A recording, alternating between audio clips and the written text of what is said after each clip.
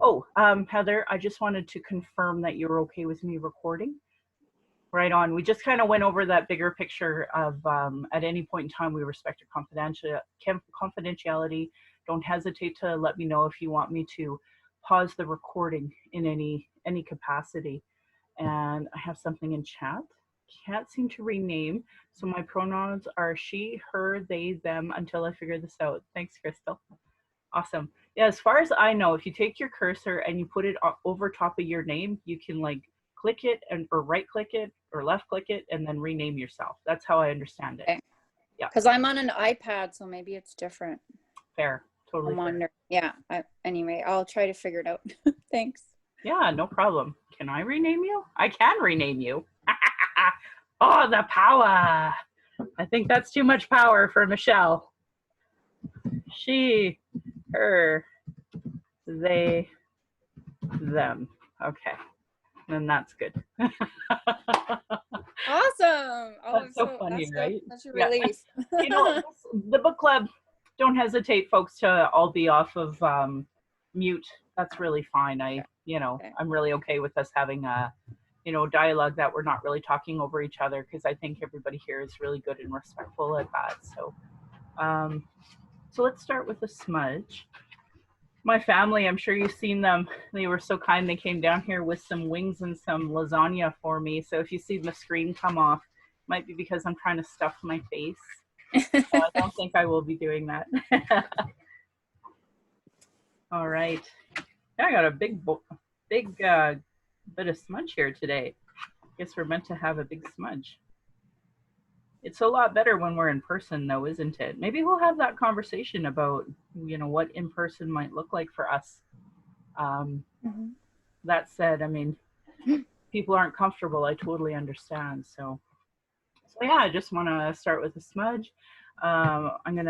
So Jacqueline, since you're kind of newer here, basically, if we were in person, we would, have the smudge and offer to everybody. And I feel bad because, like, to me, I get to smell it and I get to smudge properly. And I just want to start kind of with that opening prayer to, set this tone in a good way and to try to honor our ancestors in a good way. And it helps me a lot. I come from a domestic violence background, and I've done a lot of counseling on, good language and such. So I tried to focus on that, and this helps ground me. So with that, I'm just going to clean my hands of old energy. Oki, nagana go meko chase chistikomaki. I bring in my ancestors of the past. I acknowledge all my great grandparents, all of my uncles, aunties, folks that I don't even know. Both my grandparents have recently passed away that were white. They can come too. They're allowed. Acknowledge the next generation of ancestors. So today it's just a small window being here today, and we're just trying to create a good space for that next generation to come into. So acknowledge all the two-legged, four-legged, those that fly, those that swim, the creepy crawlies, the earth, the sky, the sun, the moon, the trees, the water, everything that's on the earth. I acknowledge all of those things, because without each and every one of those things, we can't exist here. And lastly, I acknowledge the unseen world, things that I can't understand, things that I can't encapsulate. I know when I look outside and I see blue sky, that just means I can't see the ancestors on the other side of that, but at night we can. But there's something bigger when it comes to so many other things. And we're not really here to unpack that, but I want to acknowledge them and bring them here to help guide us in a good way. And that we listen to our ancestors as they pop thoughts into our heads during this moment, or during this next 2 hours. And with that, I clear my head of any negative energy. I just want to be present right here. So anything that happened earlier today, I just want to let that go.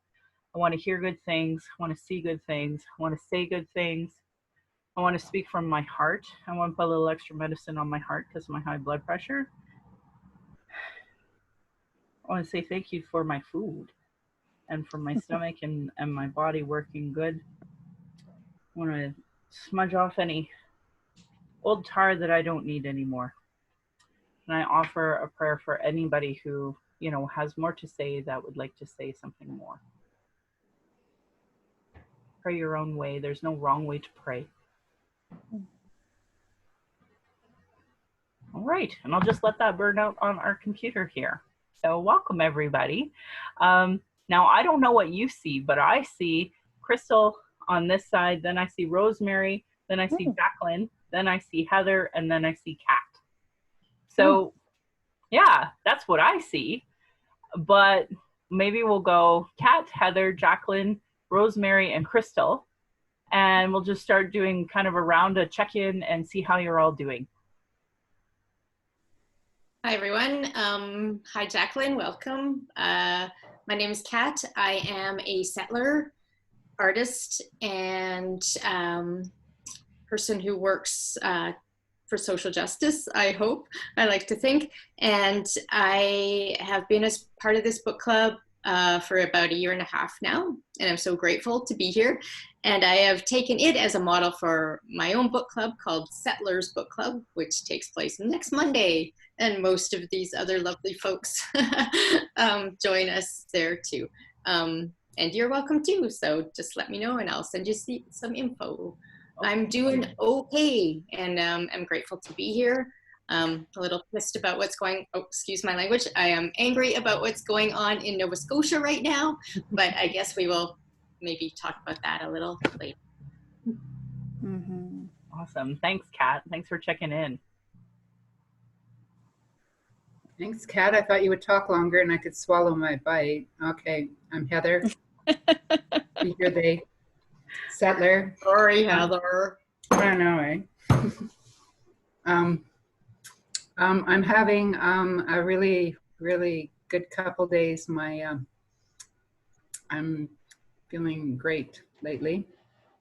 I didn't realize how bad I was feeling until I found like 500 emails I hadn't answered. They were hiding somewhere else on my account, and I didn't even realize I hadn't answered them. I didn't even realize they were missing like 1.5 years worth of backlog that, and I'm like, oh, people said they sent me that. Oh, that's interesting. Oops. So I really must be feeling better to even be going into these levels of opening up and cleansing and whatnot. I have a 6-year-old that pops by every day, and I told her we can play one game, right? But now it's one game and walk the dog, but but it's one game, but that's good, and it just warms me heart. Just warms me heart. She just has changed. She just changed my life. Yeah, it's been grand. And that's about the size of it. Yeah, just one day kind of rolls into another. Thank you. Thanks, Heather. Hello, I'm Jacqueline. I'm so thrilled to be here. Thank you all so much for having me in this weird virtual space.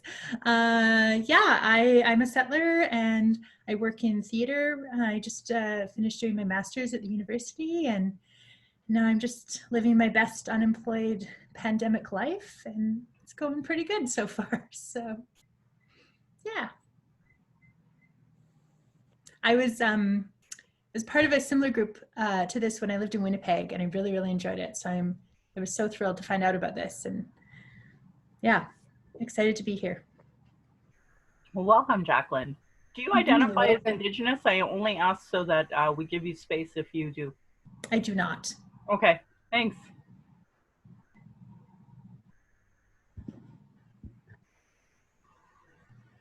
Who did I say next? Did I say Rosemary or Crystal? Rosemary, I think. Okay. Okay. Hi, I'm Rosemary. Again, welcome to both people who've joined us. I can't see you very well. I use she and her pronouns. I'm a settler of Western European descent, and my forebears have been settlers in North America, both stateside and in Canada for several generations, quite a few in fact. I'm doing well. I started a brand new medication last week for pulmonary fibrosis, and it's a real kicker of a medication. I'm not suffering from the worst side effects, I'm happy to report, but I've been feeling quite off. Until today, I actually felt I had more energy, which is good. I'm really missing the grandchildren because now that they're in school, they'll definitely be limited to backyard visits and weather has been. I'm really happy because I've decided to write down some of the stories that I tell them. And I finished the first one and sent it, and my granddaughter loved it. And I haven't heard back from the other children yet. And I felt so inspired. Like hers is about river otters. And but I kept thinking of my Sophie's little brother, who all he cares about is Lego. So today I sat down and I wrote a story about a little boy called Timmy and the Magic Lego. So I haven't quite finished it yet. But I'm just excited that I'm doing that because it's a way to keep in touch with them and keep building those relationships and to let them know we love them and all the rest. That's all I have to say. Oh, it's lovely. Thank you, Rosemary. Amazing. I want to know those stories too. So hi everybody. Welcome Jacqueline and Andrea. I see you there too. So yeah, I'm Crystal. I'm a settler and I'm descended from settler colonizers. Lots of different ethnicities going back, but my family in the beginning, well, they moved up from what was the colonies to the eastern part of what is now Canada. And so like my family's directly benefited from the indigenous people, like the Mi'kmaq out on the East Coast. So yeah, definitely when I'm seeing that, I really feel like, you know, I might not be here if it wasn't for that land that was shared with my people. Yeah, so I'm a teacher and I'm very tired. Every day is like very tiring. The weekends help, like I feel like I rest and go back, but it's amazing how like each day it's just so much more tiring than usual. And there's like, it's all a mix of things, right? There's like the hard things, but then you see the resilience and the adaptability and the connections with the kids, and that makes it seem better at least, like, but yeah. So that's me for now. Thanks, Crystal. Andrea, would you like to do an introduction?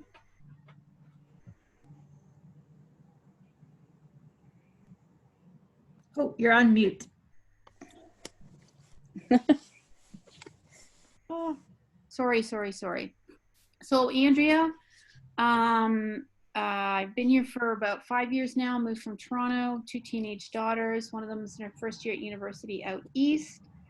I had the very great fortune to meet Michelle when I moved here, and I've learned a lot through her, and do feel somehow very strongly we just have to inch by inch start to make peace or do something just to make the situation right. So that's why I'm here.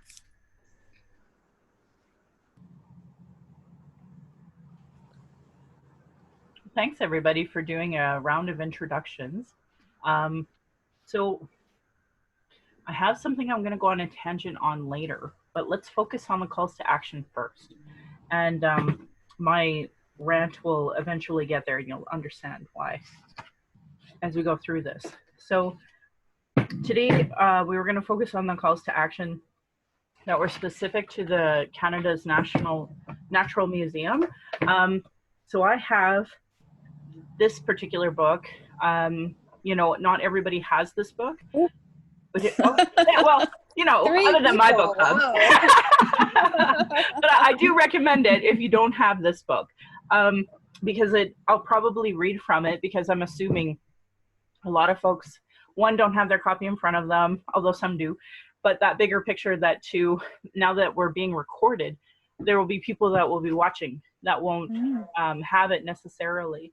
So I'm open on page 247, and not to get onto my rant yet, but I want to.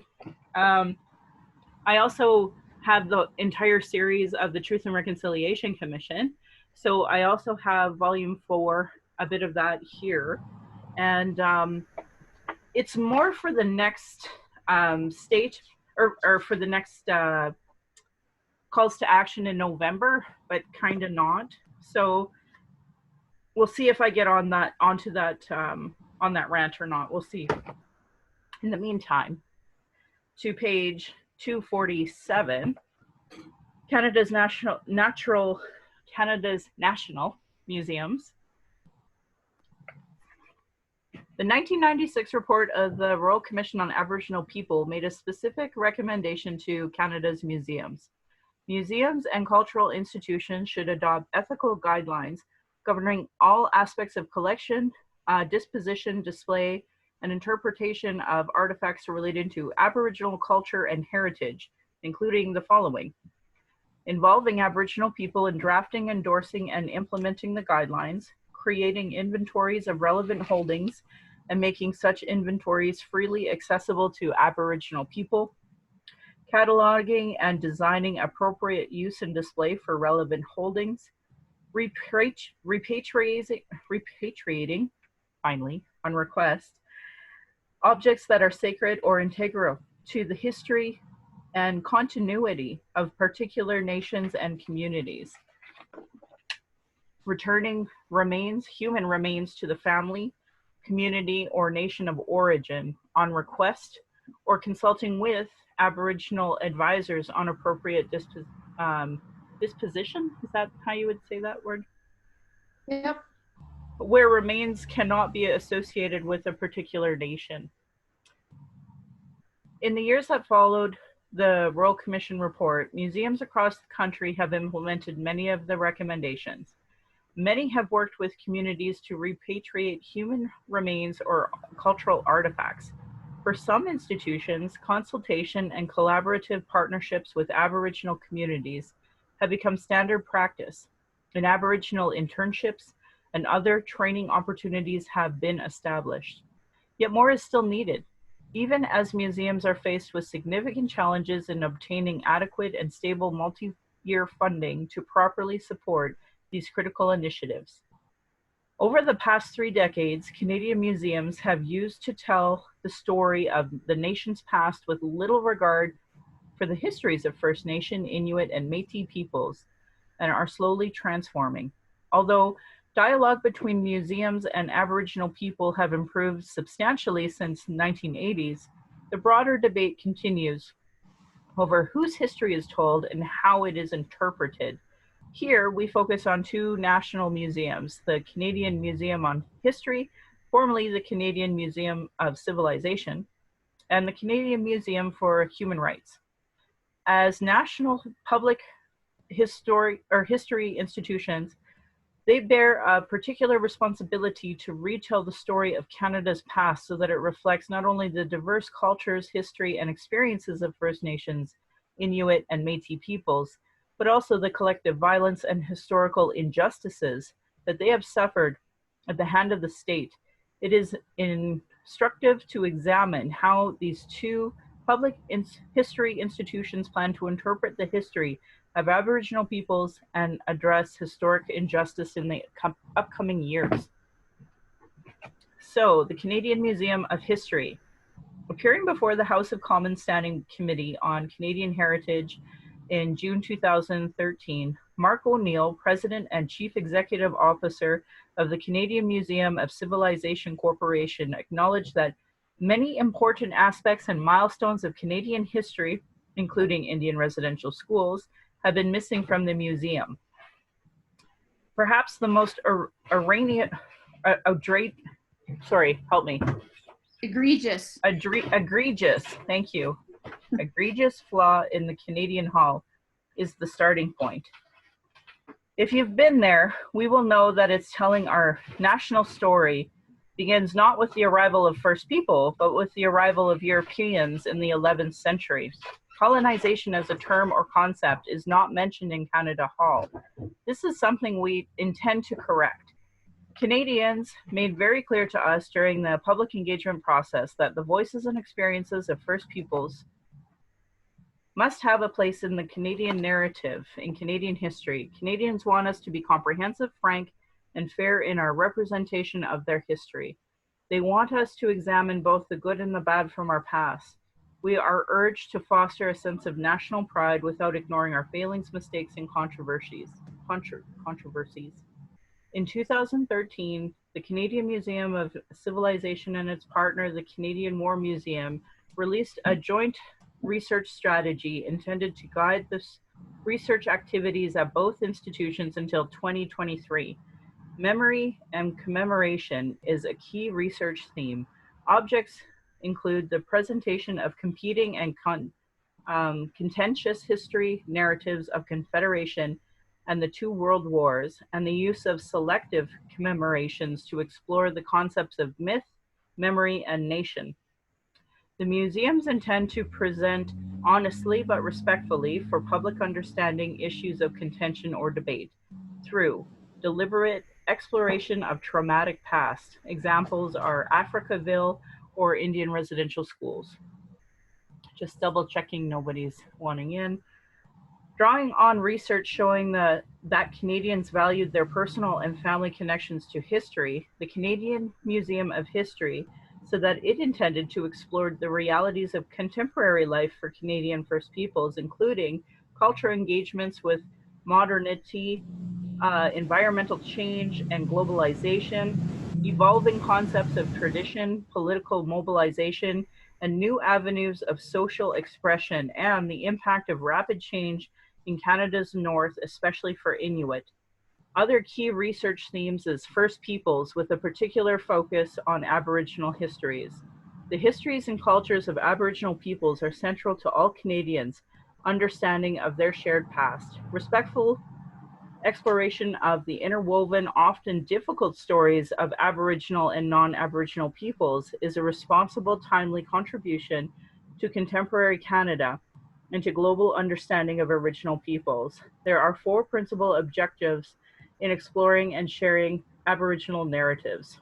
1, represent Aboriginal history and cultures within broader Canadian narratives. 2, explore intercultural engagement and its continued impacts. 3, broaden understanding of Aboriginal history before European contact. And 4, deepen efforts to support the First Peoples stewardship. We are encouraged to note that much of the museum's research strategy emphasizes is consistent with our own findings. Canadians, including youth and teachers, think they should learn more about the history and legacy of Indian residential schools and Aboriginal history more broadly. We take particular note of the prominence given to presenting both positive and negative aspects of Canadian history, demonstrating the relevance of the past to the present, including marginalized voices and perspectives, encouraging collaboration and making connections between personal and public history. So before we move on to the Canadian Museum of Human Rights, I was just curious if anybody has been to the Canadian Museum of History, and if they have they been there since there was an update, or what are your thoughts at all on what we just read? Because that was a bit.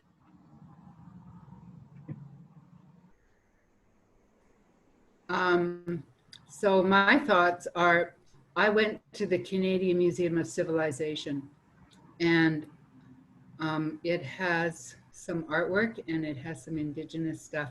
And this was back in the day, and I really didn't question any of it on this level. And it does have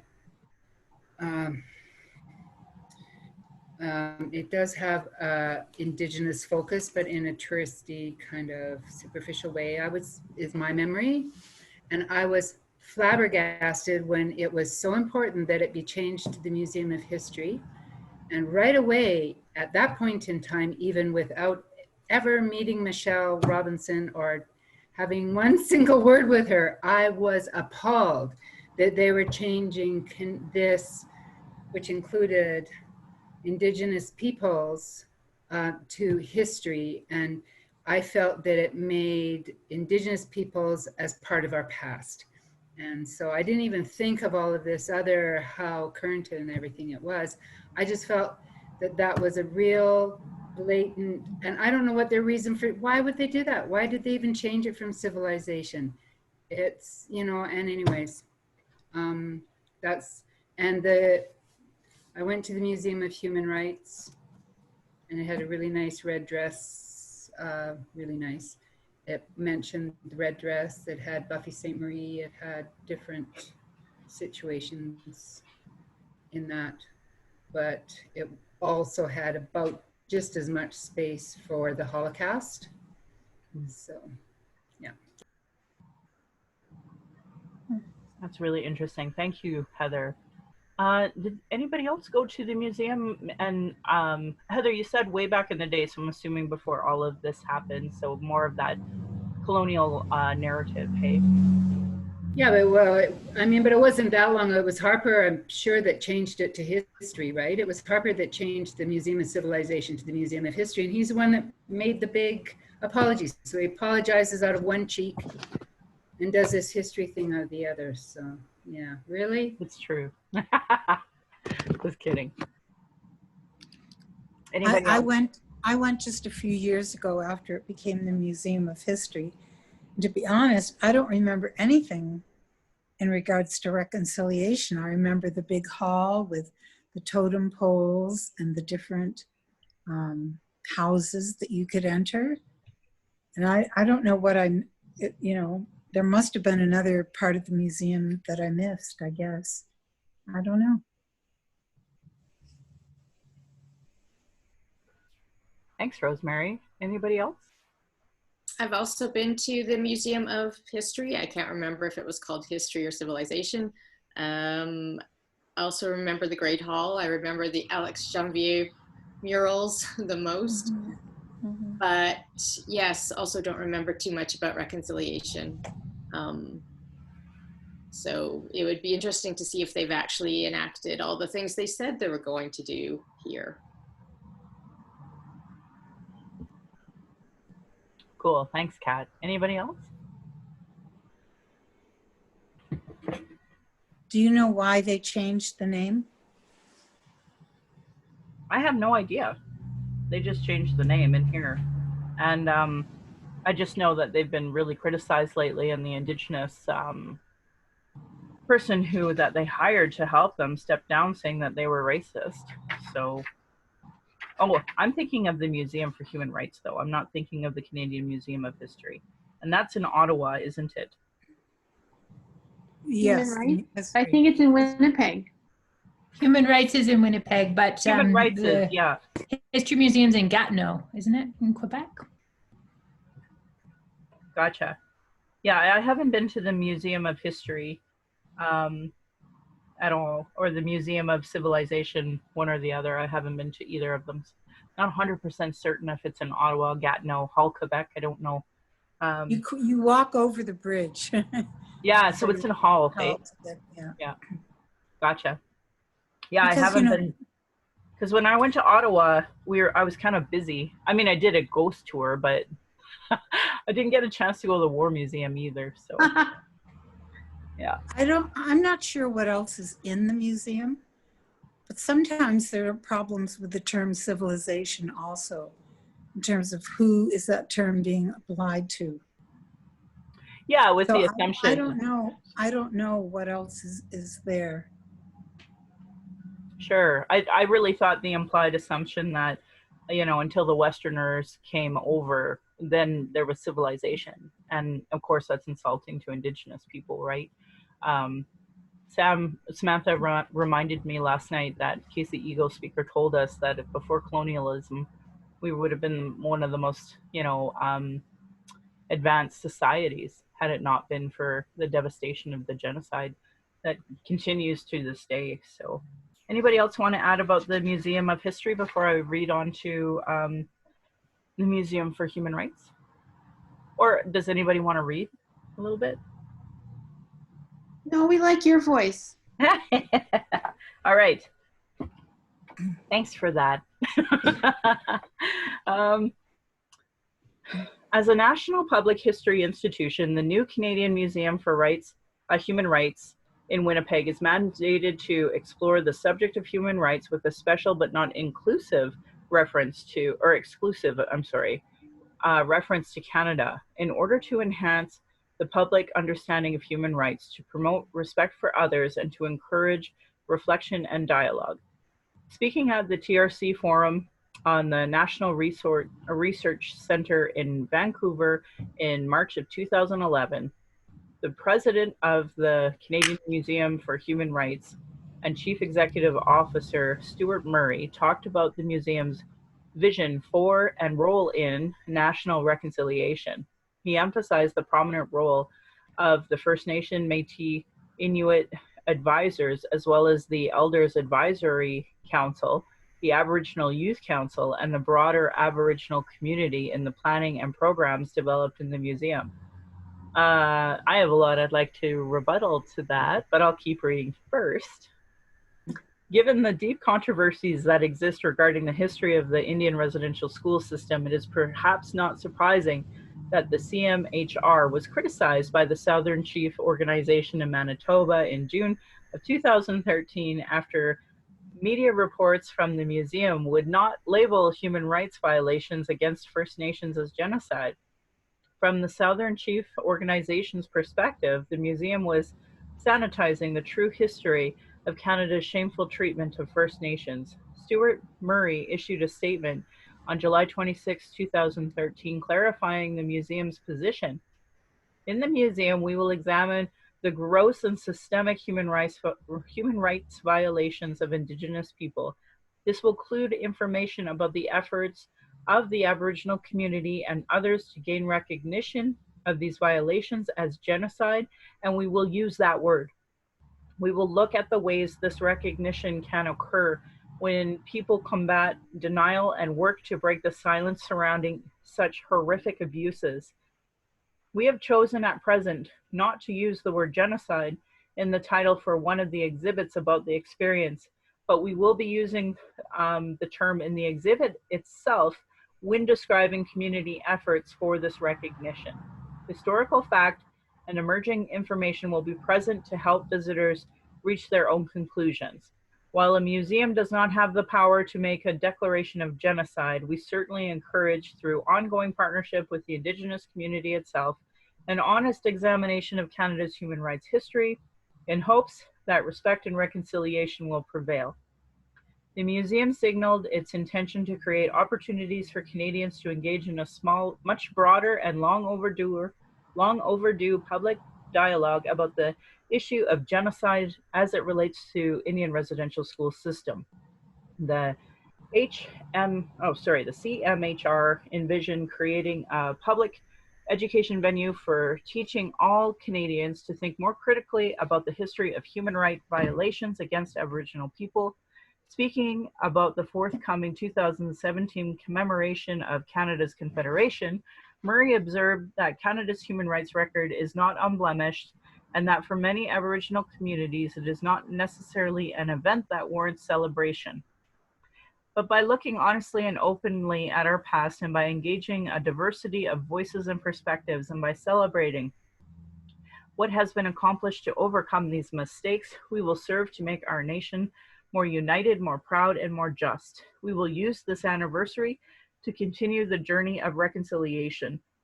The Commission believes that as Canada's 150th anniversary approaches in 2017, national reconciliation is the most suitable framework to guide commemoration of the significant historical benchmark in Canada's history. This intended celebration can be an opportunity for Canadians to take stock of the past, celebrate the country's accomplishments without shirking responsibility for its failures. Fostering more inclusive public discourse about the past through a reconciliation lens would open up new and exciting possibilities for a future in which Aboriginal peoples take their rightful place in Canada's history as a founding nation, as founding nations who have strong and unique contributions to make to this country. In the Commission's view, There is an urgent need in Canada to develop historically literate citizens who understand why and how the past is relevant to our own lives and our future of the country.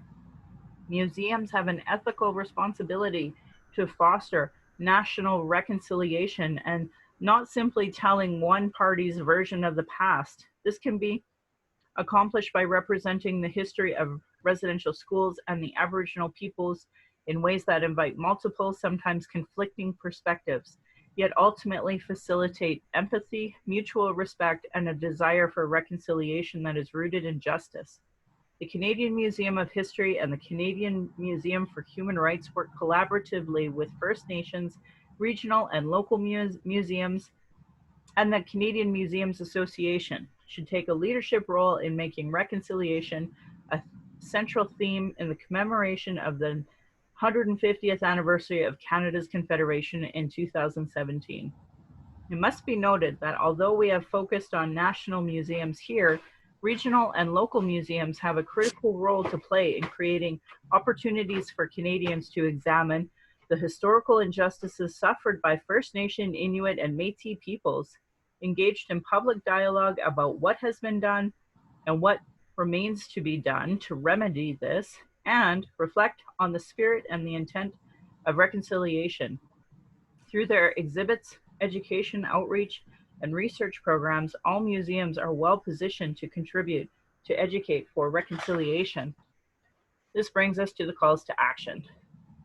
67, we call upon the federal government to provide funding to the Canadian Museum Association to undertake, in collaboration with Aboriginal peoples, a national review of museum policies and best practices to determine the level of compliance with the United Nations Declaration on the Rights of Indigenous People to make recommendations. Call to action 68. We call upon the federal government in collaboration with Aboriginal peoples and the Canadian Museum Association to mark the 150th anniversary of the Canadian Confederation in 2017 by establishing a dedicated national funding program for commemoration projects in the theme of reconciliation. So shall we dissect those two calls to action before moving forward? Any thoughts? I have a question first. Does the Canadian Human Rights Museum, do they use the word genocide in the exhibit on the Holocaust? I'm assuming they must. Okay. As far as I know, with Esker funding the museum, that was the entire reason for building the museum. Yep. And so that's why half of it is Holocaust and half of it is the rest of the world. Mhm. That was my impression. Mhm. Mhm. You know what? If you want, I can share screen so that you can see what I'm Googling, which is the Canadian Human Rights. Yeah, I was going to do something like I'm that. just curious if they use the word genocide in the titles of any of the Holocaust exhibits. I'm pretty sure that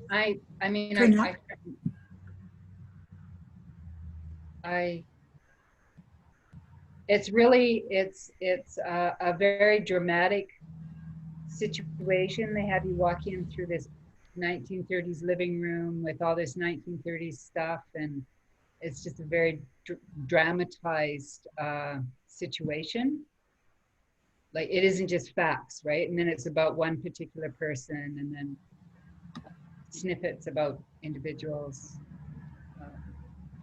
Okay, Yeah. so I'm gonna do a share screen so that you can you all see the Canadian Human Rights page that I have on?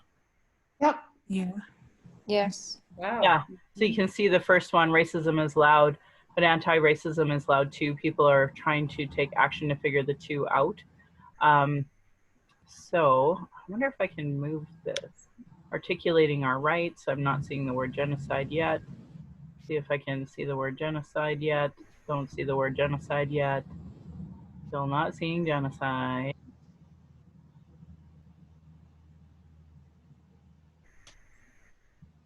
Israel Asper Way. Education. Let's see what we got. Learn at home. Teaching resources. School programs. See what they got in stories here. I guess it comes back to this. Ready to explore. So we have yet to see the word genocide. So struggle for Métis rights. Oh, there it is. Aha, there's one. But that's not Oh, that's the Canadian, Ukrainian. That's the Ukrainian genocide. right? Which wasn't a genocide, but Which was or isn't? it wasn't. But I don't know.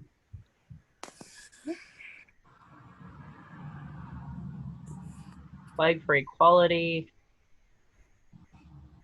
Graphic truce. Making a witness blanket.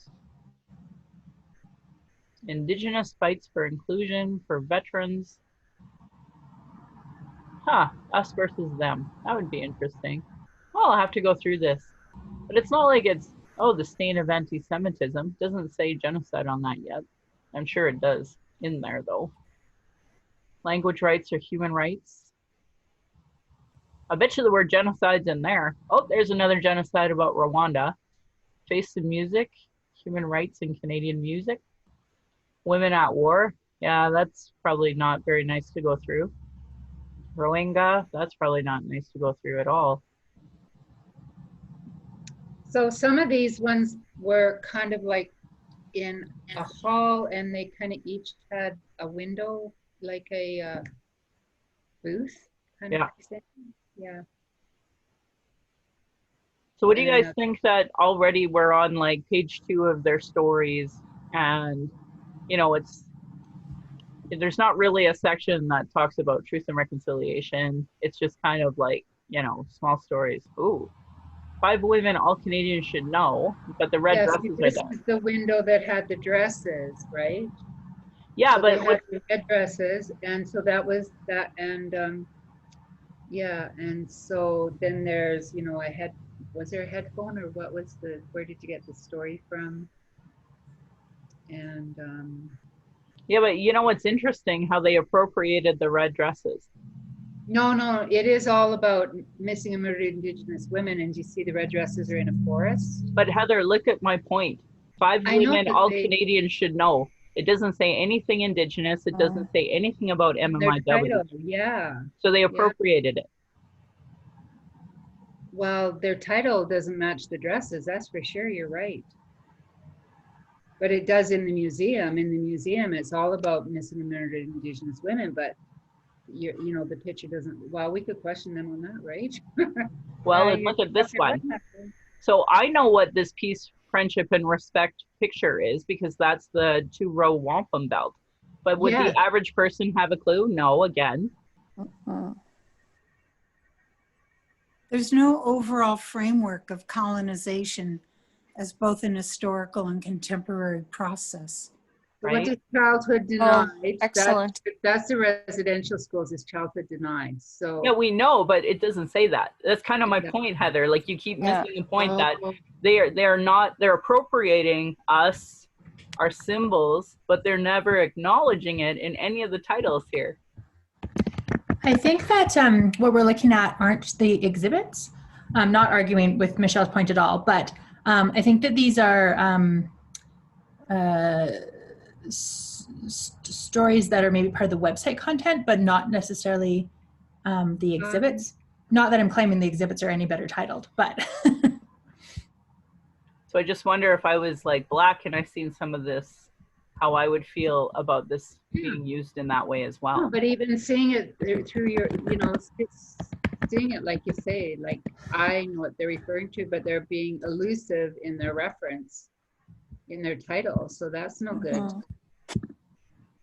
So what is it? Where's their search? So here's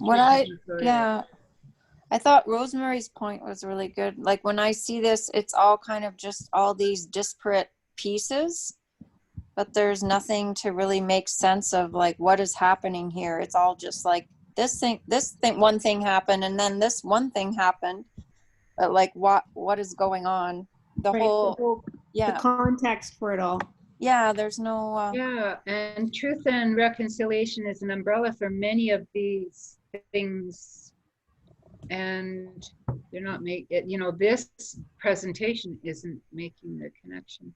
If you go under the exhibitions, there is a permanent exhibition called Truth and Reconciliation. Okay, well, let's go there. I think these Now are here's all a whole bunch. exhibitions So I there. just want to point this out. We're on the 3rd page, close to the bottom.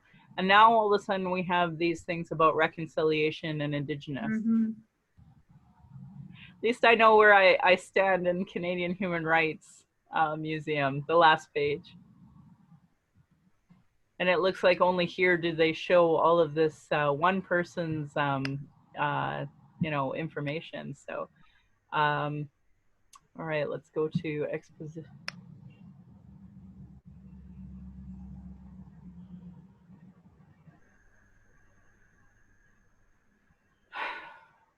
Also, exhibitions is their non-permanent.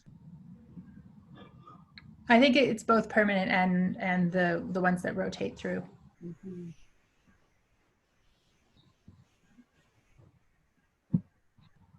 Down here at the bottom again.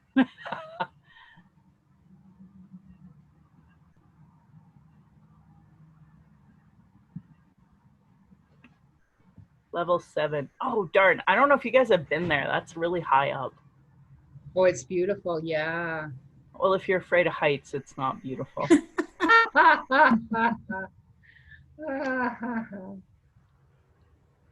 we seen the word genocide? Yeah, there it is. Oh, cultural genocide. You. Good thing we have a rule. No swearing, you.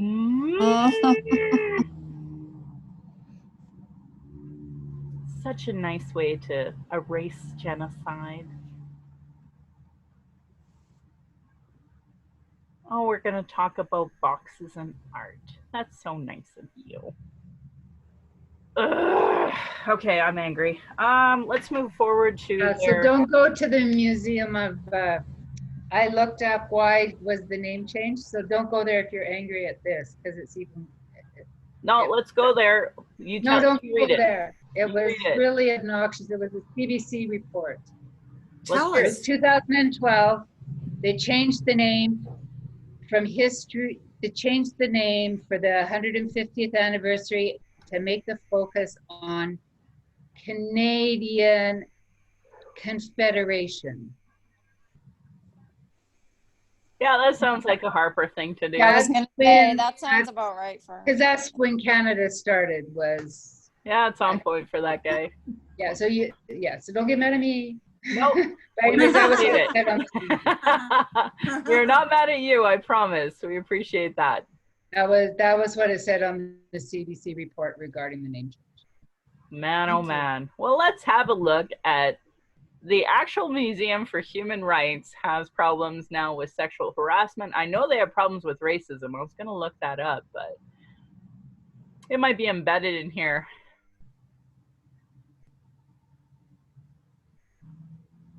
The man who worked with visitors resigned and has learned his direct supervisor did. Okay, but what's their names? How interesting.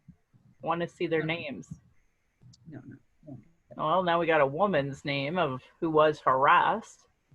Yes, we will probably have to, you know, keep that secret and safe. Yep.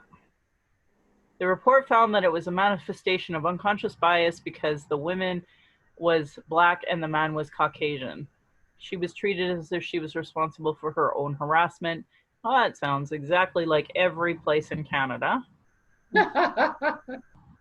The Harris report found that a Black female employee was stalked by a visitor who had membership. Shocking. Sure, they didn't care. Who's this guy? John Young was the CEO of the Canadian Museum for Human Rights. His resignation followed allegations of sexual harassment and racism at the Winnipeg institution, as well as complaints that staff were forced to censor LGBTQ2S+ content, even though it doesn't say that because you suck, CBC. The report says that she reported to another manager. Shocking. This is like every Canadian story in every nonprofit and workplace. for privacy reasons. This story has been updated to reflect that the first phase of the external review was conducted by Winnipeg lawyer Laurel Harris, found that since 2016 and onward, there has been no indication of systemic failures of the past on the part of the museum to investigate and act upon complaints of sexual harassment, and that was as of September 1st. So lame. Yay, that's our national museum. Aren't we proud? Hooray! Royal BC So Museum. what role? Sorry. So there was white dude, and what role is Isha Khan? Because one of the things in UNDRIP is, I'm pretty sure it is. Oh no, maybe it was just on a CBC thing. It's just the fact that everyone making decisions at the museum, as staff, for instance, are still monotone, right? And they don't represent any diversity on the boards of directors, the governors, or the museum people. Now they're consulting supposedly maybe with some people, but they're not represented in the employment or the board of directors of any museums. And that's fundamental. This was the one that I was thinking about because I found it actually hysterically ridiculous that an independent report found allegations of racism at the Canadian Museum of Human Rights. It's like, well, it's so freaking obvious because first and foremost, they don't want to acknowledge genocide. And when they do, they still whitewash it with cultural genocide. The Canadian Museum for Human Rights in Winnipeg has made public a scathing interim report following an independent review identifying racism, heterosexism, and sexual harassment as issues within the institution. The review, led by lawyer Laurel Harris, was launched in mid-June after several current and former employees came forward with allegations of racism and oppression at the museum. Racism within the Canadian Museum of Human Rights is pervasive and systemic. As part of the review, 25 interviews and current and former employees were conducted, and written accounts submitted to the reviewers were also considered. The review team heard first-hand accounts of their experiences at the Canadian Museum for Human Rights and resulting trauma, physical, emotional, and financial harm suffered. Losers. Black, Indigenous people of color have been adversely impacted physically, emotionally, and financially by their experiences within the institution. The report identified heterosexism as an issue throughout the institution, noting exhibits containing LGBTQ content. So that's the CBC or the CTV news that also doesn't include the 2 or the Q or a plus in their LGBTQ acronym, has been omitted or hidden from school tours 7 times. Sounds like such an Alberta thing to do. Yes. Way to go, Winnipeg, winning. Also, when I lived there, I had an Indigenous coworker that told me that prior to the museum being built, they consulted with Indigenous people about the site, and there was objection to where it was being built because it was sacred, and so they were having to protest the site of the Human Rights Museum. I'm surprised we haven't brought that up yet, because that's like a critical part of this whole ridiculously of the museum. And on top of that, they weren't even going to include Indigenous at all. So that had to come later. So apparently there's 44 recommendations that have already been, put out there. They say they've implemented 5 already, which I don't believe them. You can't change these institutions. They're just so racist, so sexist. They're going to launch mandatory sexual harassment training for all staff, managers. Yeah, well, I've done it with cops and all sorts of people, so I don't know. I don't have much faith in that whatsoever. So anyway, I found that hysterically funny because, we can't even make a museum without systemic racism, systemic, harassment, everything. So great. Yeah. We're so great as a country.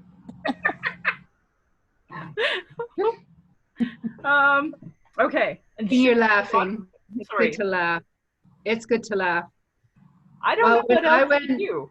I met up with a person that I met there at the conference, and we met up as a museum as an add-on tour. And this gentleman was from Morocco, and he was applying for refugee status because of his sexuality, and his parents wanted him to go through a marriage and all of that. And so anyways, so we met up at the museum, and I said, I still remember, like, because I would do that at the Calgary Museum tour anywhere, I'd be like, okay, well, that's what it says, but this is what really happened. And so anyways, I don't know if anyone else followed this around, but like, well, that's what it said, but this is what I understand happened. So there was a lot of that. Well, maybe I'll say, I don't know if any of you have been to the Glenbow. I've been to the ROM as well. I was super excited to get there, but they made me pay full admission.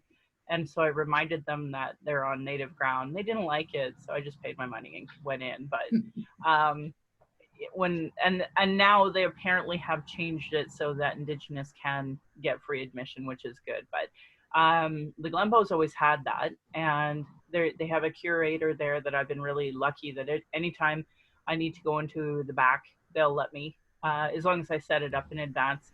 It makes it hard when, you know, people pop in from out of town, because like there's usually stuff that's from their nation somewhere in the Glenbow in the archives, but for the most part, they're pretty good. Like, I'm sure if we decided collectively we all wanted to go to the Glenbow together on X amount of date, we could all go, and they would take us into the back so that you could see their archives.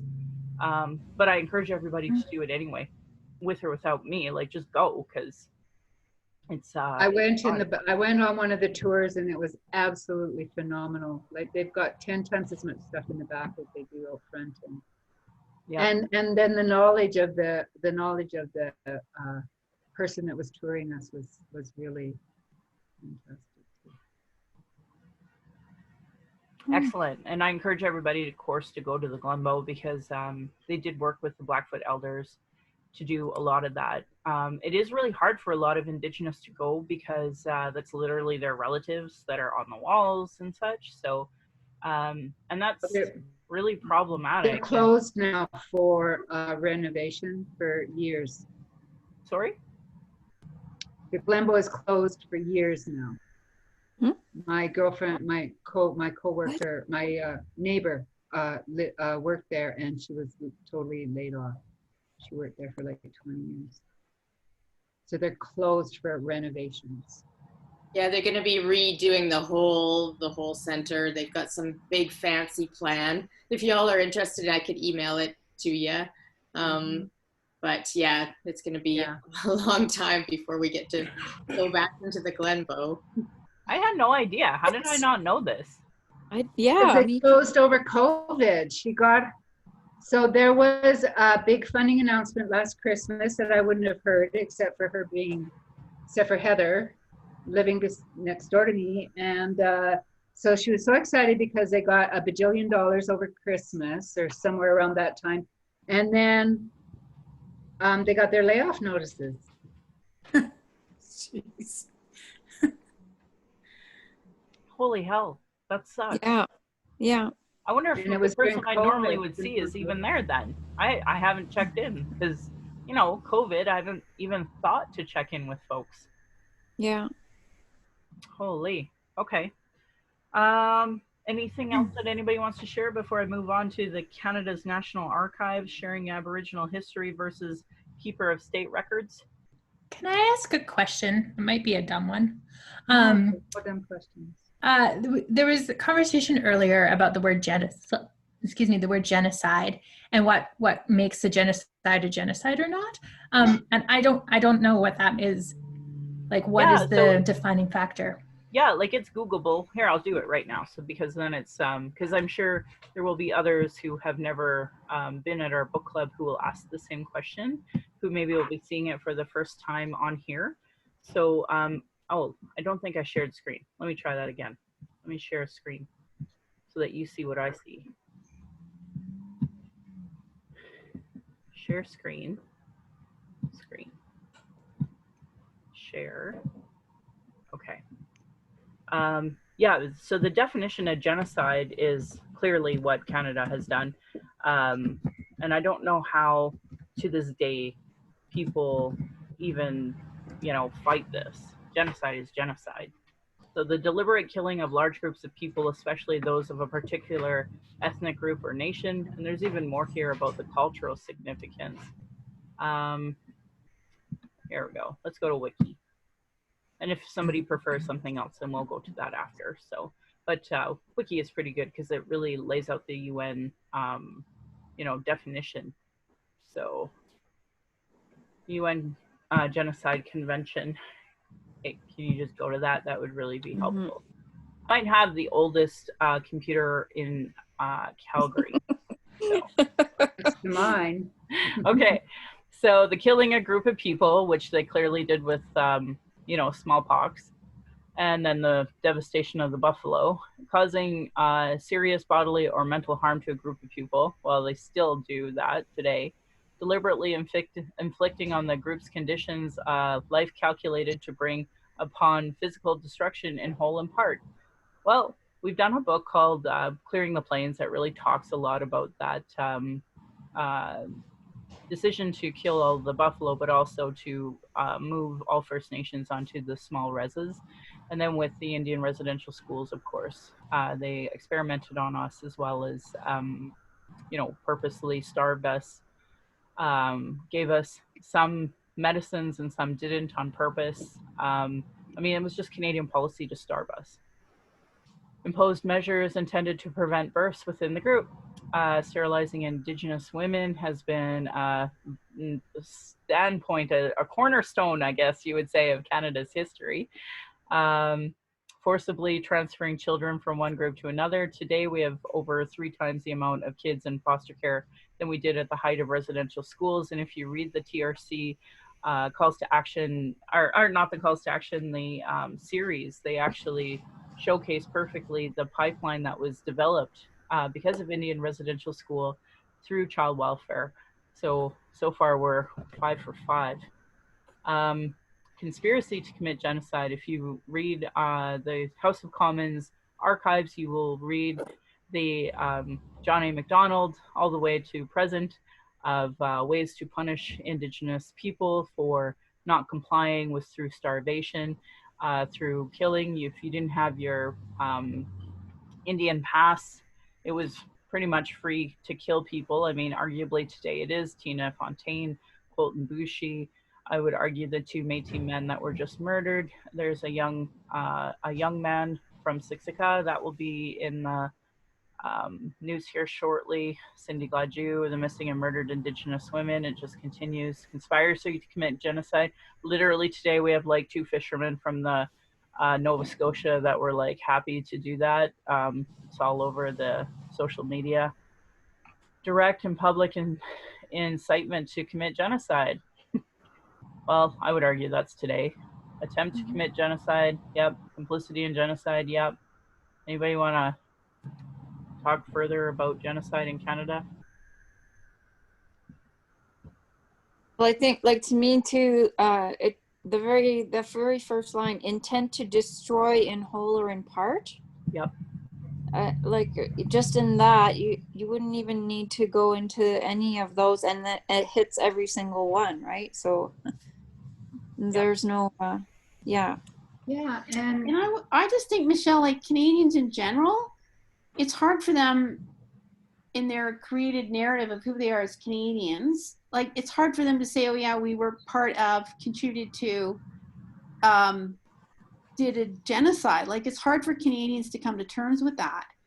And that's part of the journey that us whitey pants Canadians need to kind of take. And I don't even know where the first step is in that journey for us to start to face reality. It ain't pretty, and we need to fix it, but we need to move forward from it. So I don't know if you have any thoughts on that. What's that first friggin' step we can take? Send them to the museum. I don't know. You're here. This is the first step. I know. Well, I think I'm getting a little antsy. I need to see some more steps, I think. Yeah, me too. And I think it's that Human Rights Museum was great. When we were in there, Michelle, up in Winnipeg for the convention, I spent a fair bit of time there and I learned a lot. But how do we get more of that out there? It's a tough one because people don't like that type of information. have to take on that responsibility. Yeah, I know it's really hard for folks to understand it. Even the inquiry, 'cause, you know, we're still focused on the TRC, but next will definitely be the inquiry. And it says right in there, they committed genocide and continue to perpetrate it with the Indian Act being sexist and racist, right? Yeah. And that's embedded in our Canadian Constitution. So, you know, I mean, today, literally, the Conservatives still deny the effects of Indian residential school. They still deny, you know, Indigenous issues in general. They, and they know it's perfectly okay, because all the so-called progressives will just split the vote when they get mad enough at the Liberals, and then the Conservatives are in with the majority again, and they'll, you know, ruin everything that they can. And I'm sure the Canadian Human Rights the museum will be renamed to the Holocaust Museum, and it'll go back to the Jewish intention that it was originally for. And then when the Liberals get back in, we might have a Canadian Human Rights Museum, but I'm sure, again, the whitewashing of Indigenous issues will continue. The chances of them actually dealing with their sexism and racism. I mean, Canada is so bad at this. I don't even know how to possibly encapsulate how crappy we are at this, because even this weekend, we had that group, the Rural Albertans Against Racism, you know, literally in front of the cops, white supremacists are punching people. And the cops are like, that's funny. No wonder we have MMIW, because we just continue to let it happen. And I don't know how many, you know, justice policy reform initiatives I've put forward when it comes to the Liberal Party, let alone, I've seen something today about the data for COVID-19 disproportionately targeting BIMPOC. And I mean, I've put in policies based on data and it's been rejected. So like these Canadian parties, they're not on board. They care more about, you know, oil sands and giving corporations handouts than they care about their own people. And like today, there were folks in Toronto, you know, fighting the police from kicking out people out of their apartments because they got evicted in the middle of COVID. Like, I don't know what's going to happen to our society in the next year, but it's not looking good from my point of view. Yeah, it's going to be challenging. Yeah. My screen saving is paused, it says. So what does that look like to you, I wonder? How do I get back to this? Oops. How do I get this bigger? What do you see? Well, we see the definition of genocide. Oh, that's still up? Okay. Yeah. Stop share. There we go. Now we're all back. Okay. Yep. All right. What time do we got? We still got some time here. Canadian National Archives sharing Aboriginal history versus keeper of state records. Oh, you know what? I actually think Jacqueline had a question, but so did Andrea. Sorry. I'm good. We're good? Anybody else? Did I miss somebody? Okay. Sorry? Can I just ask you, Michelle, just going back to this book right now? Yeah. Are you okay with it? Do you give it a thumbs up? Is it, if Whitey Pants people had to read one book, is this a good one to give them? Probably if they had one book, I would tell them Chelsea Vowell's book, actually. Yeah, that's a She's good one. funny. Yeah. Yeah. She's really funny. Chelsea Bowles? Yeah. Well, I would argue this one first, actually. I would argue this one. Okay. Because if people can't read this book, I don't know if they're going to get anything to do with Indigenous rights, but it is a really good book, Indigenous rights. The only thing I don't like about it is something else, but I mean, I will give it a 2 thumbs up overall. And the other thing is too this, like she's an Indigenous, she's Métis, and I support a Métis woman's book. It's that simple. So I would definitely encourage that book first and foremost. And then Sorry, what was the name of it again? Indigenous Rights. Oh, Indigenous Chelsea rights. Vowell. Oh, okay. Yeah, Kat has it. Can you see Kat's screen? This is what we're doing at our next, the Settlers Book Club meeting next Monday. We're talking about this one. Okay. Okay. Yeah. Also, sorry to interrupt. I could also suggest the Reconciliation Manifesto by Arthur Manuel and Chief Ronald Derrickson too. That's also a really good intro book for Whitey Pants people to read to get good general And knowledge. what's it called again? Reconciliation Manifesto. Okay, got it. Cool. Jeez, I Thank think you. I'm surrounded by those books, and then when I look, they're not here, so I don't know where I put them. So, Maybe your daughter's reading them, yeah, I wish. studying up back together. There it is. That's one of my favorite books too.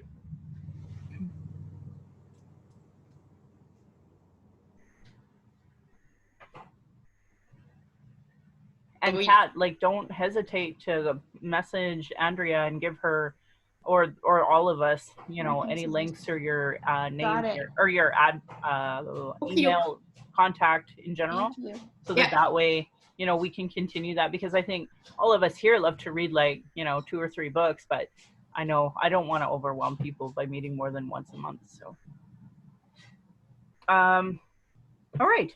Anything else that we want to add before I keep going? All right. I want to say that we, at points in time, have been talking about genocide being in the past.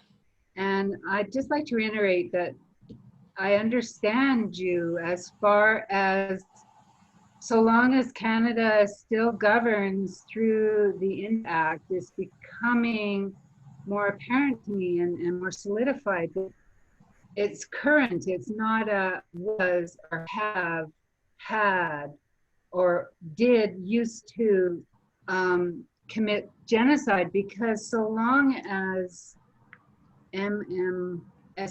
all of it, any of it is going on, any of those little pieces match that description description you read out. So it's not in the past relationship. No, it's current. So like the opioid crisis, the homeless issue, the fact that today I still can't get Indigenous cultured centered, like I personally run, you know, Mending Broken Hearts around the medicine wheel, but that's not funded through Alberta Health Services. That's not like national. That's not throughout, you know, every nook and cranny of mental health to this day. You know, the opioid crisis of people overdosing, alcoholism, the fact that we can't have wellbriety nationally. I mean, Canada, it can so easily solve homelessness, wellbriety, or addiction, sobriety, all these things. They could easily do it, but they would much rather throw people in jail and inflict more trauma and, you know, have white people have jobs through policing, through security, through jail systems. They'd much rather have white social workers apprehending our children and white settlers getting paid to raise our children white. Like, the whole system is meant to eradicate us today. This isn't something that's changed at all. Yeah. The average Canadian doesn't even know. I don't want to change any argument to a technicality of, is it still currently genocide? I'm just saying, in my mind, that I have no other conclusion I can draw. So. No, I was trying to add to your point there, Heather. Like, to make it a public debate or argument or something, it's just like so evident that in all of these resources. So, yeah. Where else could you go with it, right? But I mean, I'm not going to stand on a street corner and argue that minute point with someone else if there's some other way to explain it, right? Like you know, I'm not going to take it technical, but it's so evident. And I'm going to take it technical, actually, in my letter to the MP, because I've asked my MP every month, okay, so what are you doing on the 94 calls to action? So I'm like, actually, I could take it technical then, I guess. Yeah. Well, wouldn't it be great to have our MP join this club? Okay, I'm going to move on. Canada's National Archives, Libraries and Archives Canada has a dual function with regards to its holdings on Aboriginal people. It is both a public history institution tasked with making documents relevant to Aboriginal history accessible to the public, and it is the custodian of federal government departmental historical records. In 2005, LAC issued a collective development framework, which it set out principles and practices that would guide the institution's acquisitions and preservation of its holdings. The framework made specific commitments regarding materials related to Aboriginal peoples. LAC, or LAC, recognizes the contributions of Aboriginal peoples to the documentary heritage of Canada and realizes that in building its collection of materials, it must take into account the diversity of Aboriginal cultures, the relationship to the Government of Canada has with Aboriginal people, and the unique needs of realities of Aboriginal communities. The development of a national strategy will be done in consultation and collaboration with Aboriginal communities and organizations and will respect in which Indigenous knowledge and heritage is preserved or ought to be preserved and protected within or outside the Aboriginal communities. Library and Archives Canada has developed various guides and resources related to researching public or Aboriginal heritage, but a fundamental tension exists between LAC's public education mandate to work collaboratively with Aboriginal people to document their cultural and social history versus its legal obligations to serve the state. That might be my favorite. I should tattoo that. This tension is most evident when archived documents are relevant to various historical injustices involving Aboriginal peoples. Historical records housed in LAC have been used extensively as evidence by both Aboriginal claimants and Crown defendants in litigation involving Indian residential schools, treaties, Aboriginal title and rights cases, and land claims. In the case of documents related to Indian residential schools, the problems associated with LAC's dual function became apparent during the litigation period prior to the settlement agreement. During this time, with regards to its public education mandate, LAC produced Native Residential Schools in Canada, a selective biography in 2002, and assisted Aboriginal people, academics, and other researchers who wished to access these holdings. But because the residential school litigation put the federal government in the position of being the major defendant in the court cases, the overriding priority for LAC as the custodian of federal government departmental records was to meet the legal obligations of the Crown. Librarian and archivist Dr. Ian Wilson, Canada's former national archivist, describes this tension. He explains that as residential school litigation intensified, lawyers besieged the archives. Archivists caught between the varieties of old informal record-keeping practices and church records across the country, legal demands for instant and full access, and obligations to employer and professional struggle to uphold their ideal in the honest stewardship of these records.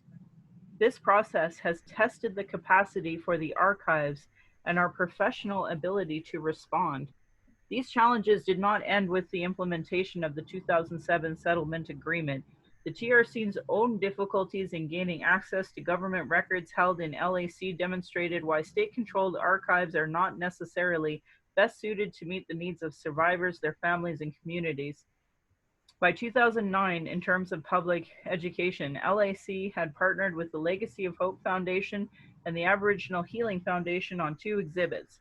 Where Are the Children? Healing the Legacy of Indian Residential Schools, and We Were So Far Away, The Inuit Experience of Residential Schools. I think I have those books right there.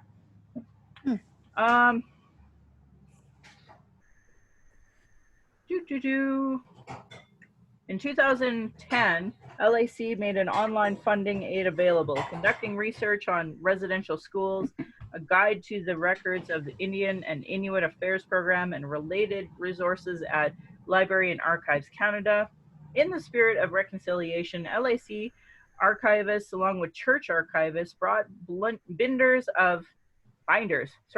binders of Indian residential school photos to the learning place at the TRC national events, where survivors and others could see them and get copies of their class pictures and other school activities. Actually, we did that. I might have pictures I could show you right now if you wanted. Wow. For many survivors, especially those who had no visual record of their own childhood and had no pictures of siblings who have since passed away, this proved to be one of the most treasured aspects. of the national events experience.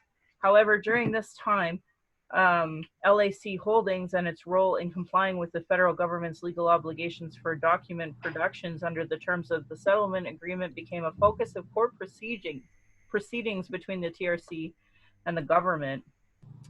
Schedule N of the Indian Residential School Settlement Agreement describes the mandate of the TRC as well as the obligations of the parties to the agreement to assist the Commission in its work.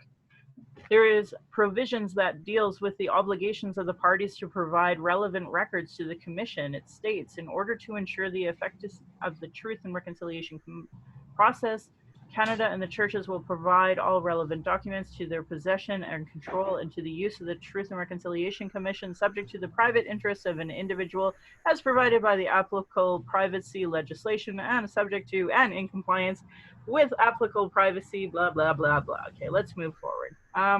Gaining access to the archival government about the administration of the residential school system has been an important part of the mandate of the Truth and Reconciliation Commission of Canada. Such access has been essential for our own understanding of the history of government policy and practice in relation to Aboriginal people in general and residential schools in particular. It has been necessary to fulfill our mandate obligation to ensure ongoing public access to the records through the National Center of Truth and Reconciliation. The Commission's attempt to obtain records were frustrated by a series of bureaucratic and legal roadblocks.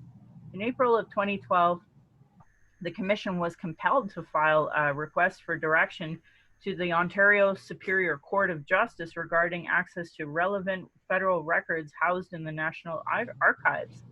At issue was the question of Canada's obligations under the settlement agreement with respect to providing the TRC archive government documents housed at the Library of Archives of Canada. The Commission, Aboriginal Affairs of Northern Development Canada, the Department of Justice, and the Library and Archive Canada had very different views on how the TRC should acquire these records. In LAC's view, its role was that of the neutral keeper of government records whose task was to facilitate and empower federal government departments to canvass their own archival holdings. Faced with the onerous task of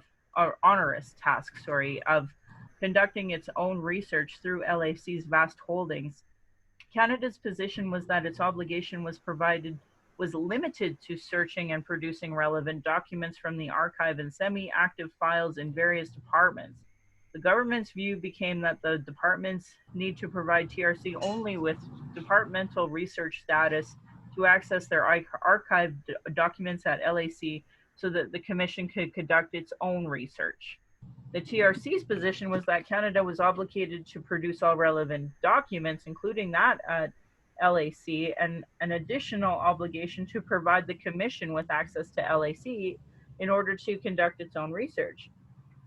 Although the TRC, in the spirit of cooperation, has agreed to obtain departmental research status, it maintained that this was unnecessary because the settlement agreement already gave Commission unconditional access to the archives.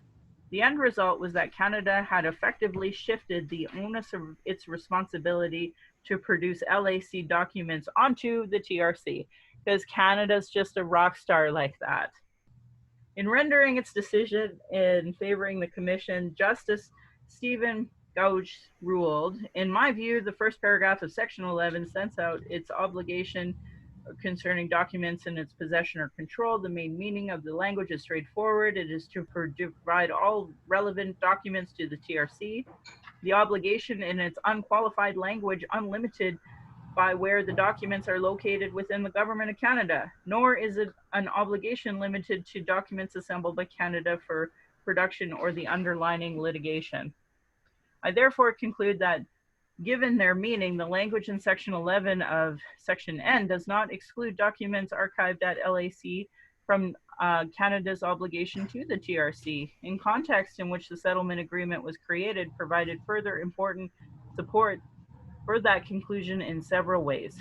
First, telling the story of Indian residential schools was clearly seen as a central aspect of the mandate of the TRC when the settlement agreement was made. Since Canada played a vital role in the Indian residential school system, Canada's documents, wherever they are held, would be understood to be very important historical resource for this purpose. Second, the settlement agreement charged the TRC with compiling a historical record of the Indian residential school system to be accessible to the public in the future. Here too, Canada's documents, wherever housed, would be seen as vital to this task. Third, the story of the history of the historical record to be compiled cover over 100 years and dates back to the 19th century. In light of this time span, it is understood in the time of the settlement agreement that much of the relevant documentary record in Canada's possession would be archived in the LAC and would no longer be in active or semi-active files in the departments of the Government of Canada. Fourth, it would have been obvious to the experienced staff at the LAC that would have vastly been more, it would have vastly more ability to identify and organize the relevant documents at LAC than the newly hired staff at the newly formed TRC. It would have made little sense to give that task to the latter rather than the former, particularly given the importance of the TRC mandate. Although the difficulties that the TRC encountered in obtaining LAC documents were specific to the Commission's mandate, they highlight broader questions, concerns, and the role of state archives and archivists in providing documents that reveal the facts of why and how a targeted group of people have suffered harms on a massive scale. As part of the growing trend towards demanding better government accountability and transparency, the evolution of the new privacy and freedom of information legislation, archives have become more directly connected to the struggle for human rights and justice. Whew. Wow. I'm not done. That's a lot. It was a lot. Archives and access to justice. Library and Archives Canada federal government department record pertaining to Aboriginal people are vital to understanding how human rights violations occurred and their subsequent impacts. In 2005, the UN adopted the, I have no concept how to say these principles. I might even spell them out. They set out redeemable measures that state undertake to satisfy the duty to guard against impunity from past human rights violations and prevent their reoccurrence. Well, it sounds like these damn principles should be in the Human Rights Museum. This includes victims' rights to know the truth about what happened to them and their missing family members. Jesus, I'm sorry, pardon my language. Society at large also has the right to know the truth about what happened in the past and what circumstances led to mass human rights violations. The state has the duty to safeguard this knowledge and to ensure the proper documentation is preserved in archives and history books. The principles state the full and effective exercise of the right to the truth is ensured through preservation of archives. Equally important, ready access to these archives must be facilitated for victims and their relatives for the purposes of research. The Commission notes that in his August 2013 report to the UN Human Rights Council, Pablo de Graaf, Special Rapporteur for the Promotion of Truth, Justice, Reparation, and Guarantees of Non-Reoccurrence, made specific reference to the importance of archives. He found that both a Truth Commission's own records and those housed in national, regional, and local archives extend the life and legacy of the Truth Commission's work. Archives can preserve as permanent sites where post-commission accountability and the right to truth can be fully realized. He further explained that archives are a means of guaranteeing that the voices of victims will not be lost, and they contribute to a culture of memorialization and remembrance. They also provide a safeguard against revisionism and denial. Holy, don't swear, Michelle. Essential in the long duration and non-linearity of social reconciliation and integration processes. He concluded that Truth Commissions and National Archive contribute to the substantial manner of realizing the truth, right to truth, and that may further criminal prosecutions, reparations, and institutional and personnel reforms, and recommended that international archival standards be established. Huh, that sounds like something that UNDRIP would also cover. Although de Graaff does not reference Indigenous people specifically, we note that many countries, including Canada, the access to and protection of historical records have been instrumental in advancing the rights of Indigenous people and documenting the state's wrongful actions in the wake of the South African and other truth commissions. Some archivists have come to see themselves not simply as neutral custodians of natural history, but also as professionals who are responsible for ensuring that records documenting past injustices are preserved and used to strengthen government accountability and support justice. Boy, even I feel a little inspired by that. We call upon the call to action 69. We call upon the Library and Archive Canada to fully adopt and implement the UNDRIP and the United Nations principles as related to Aboriginal people's inalienable right to know the truth and what happened and why with regard to human rights violations committed against them in Indian residential schools.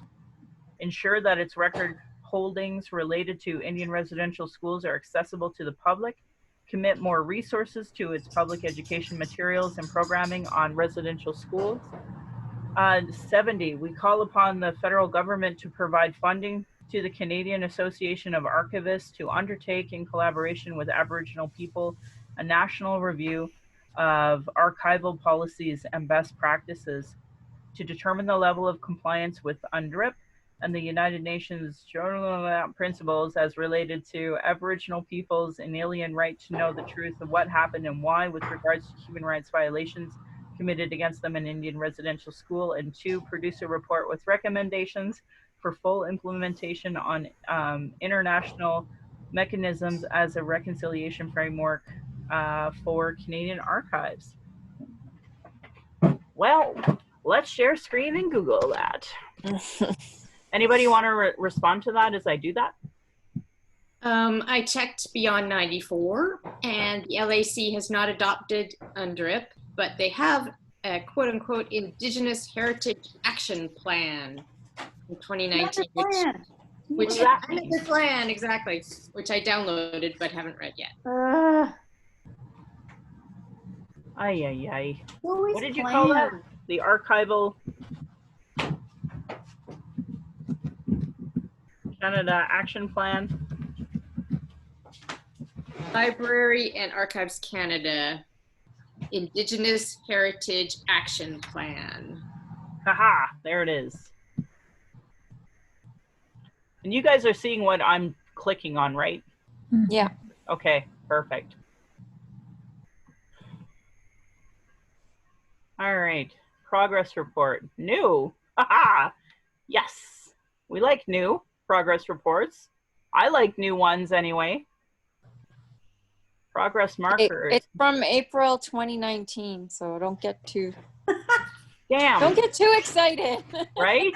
Yeah, check the date on me. Okay, I'm looking for a full. I'm gonna see if I move you here. Do you see what I'm seeing? The progress marker? Yeah. Oh yeah. The bars? Yeah. Ongoing, in motion, not started. What is that? Indigenous awareness. That one's in motion. Although that would have been funnier. Community engagement not started. Shocking. What's this one? Recruitment. Ongoing. Representative workforce. Oh my God. Guidance and teaching of elders. Programs for Indigenous youth. Oh, you might want to look back at our last one where we had Gabrielle Fayant as our call to action for 66 on youth. That's an interesting conversation if you missed it. What's not started here? Community engagement, workforce, youth, consultation with Indigenous communities. Huh. Well, at least we're seeing some movement here, I suppose. But like they're supposed to be done by like 2023 or something, aren't they? Anybody interested in me stopping here? Action plan, Indigenous. Oh, you know, we should talk about, you know, private collections of Indigenous stuff being auctioned off. It's funny how we haven't had that conversation yet. Yeah, that's part of it. And reclaimed. I'm at the Blackfoot Crossing site, and they're still trying to get Chief Crowfoot's regalia back from a tiny museum in the furthest corner of England. Right? You know, it has nothing to do with Exeter. Like, get over it, guys. Get back. And they paid like $10 sterling, and so they figured that they own it for that price, right? That they could actually put a price and $10 on it. So really Crazy. You know, the British, they are kind of the uber colonizers of the world, so they're not going to give that up too easily. No, no, they're not. They're such jerks. There's a really great comedian actually who he actually made fun of that, and I should have brought it up already. In fact, here, let me just yell at my husband. He might do it for me. I'm British heritage, by the way, so I can say that. I don't think any of us were offended. No. Actually, Jacqueline, it was my family that bought though. Like, I had a person who left our book club, and she wrote a scathing letter to my boss saying that this was not a safe place for Catholics. Oh, good. Thank you. I know. I think I took that the wrong way and seen that more as a trophy rather than.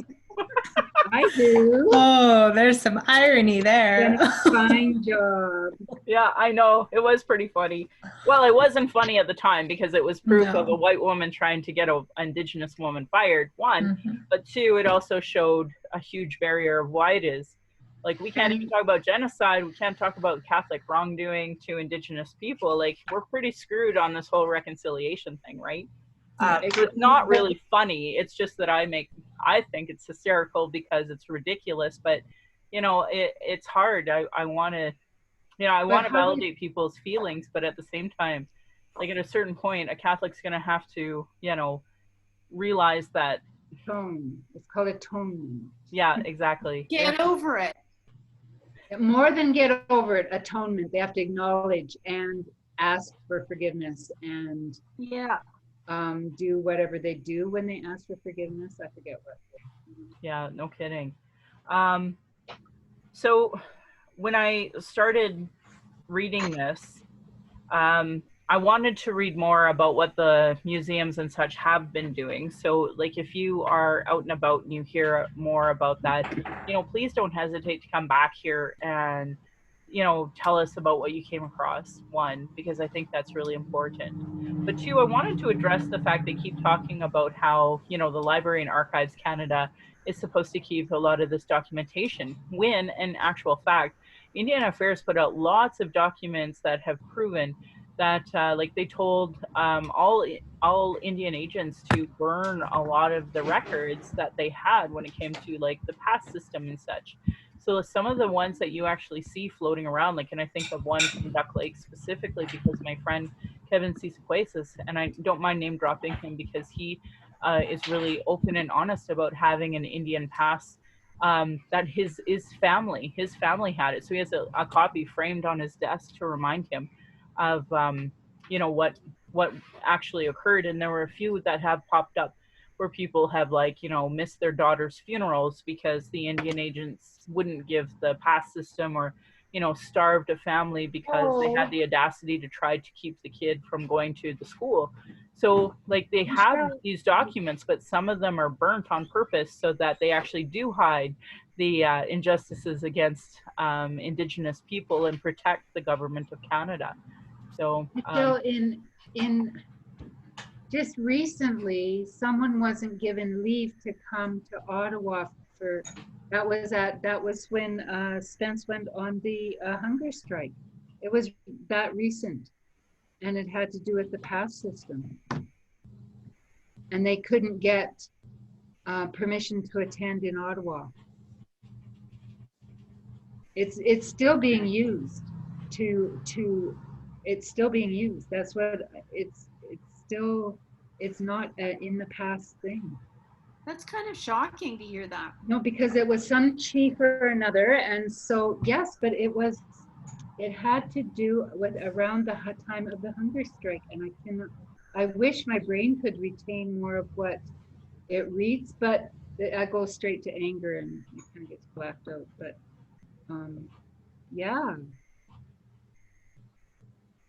yeah, it had to do with permission to leave and like with permission to travel and stuff because of their funding and that, because they needed plane tickets and all of this and or whatever. But it wasn't just travel arrangements being blocked, it was permission.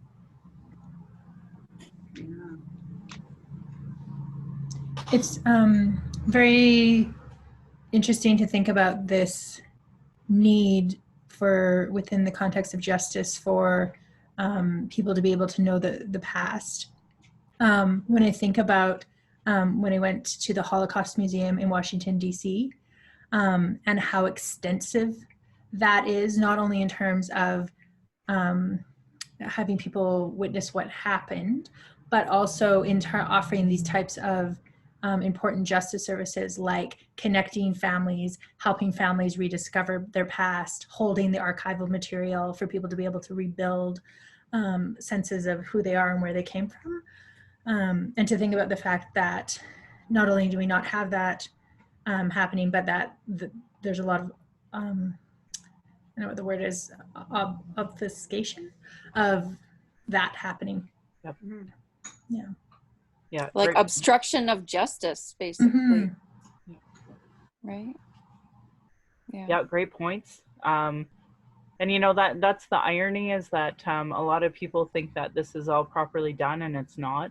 You know, the fact is that there was a private person's auction not too long ago that sold a bunch of Indigenous articles, and you know, I talked to Siksika and they tried to get some of that stuff, but you know, the point is that everyone makes a, you know, big deal out of like one item got returned to them, as if that's somehow even slightly acceptable.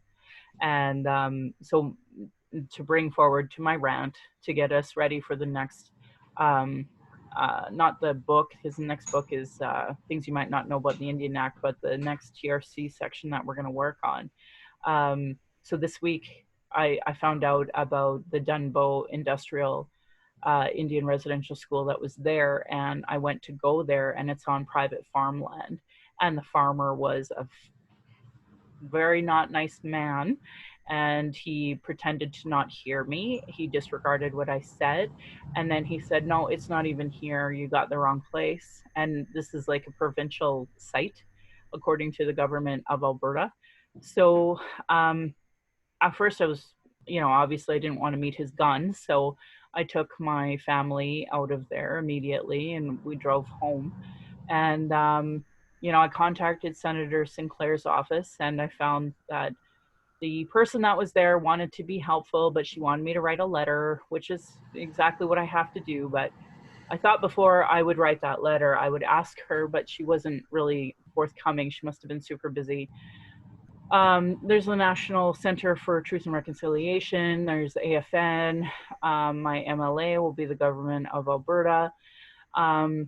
As well as all of the Indigenous senators. I can CC all of them as well. But here's the thing, especially the UCP, because they are just, you know, conservatives through and through, where they don't care about anybody but their funders and corporations. My biggest concern is that if I write this letter, they're gonna, like, you know, protect all the farmers' rights. And if there was ever a conversation about, you know, significant places of public access, it should be this.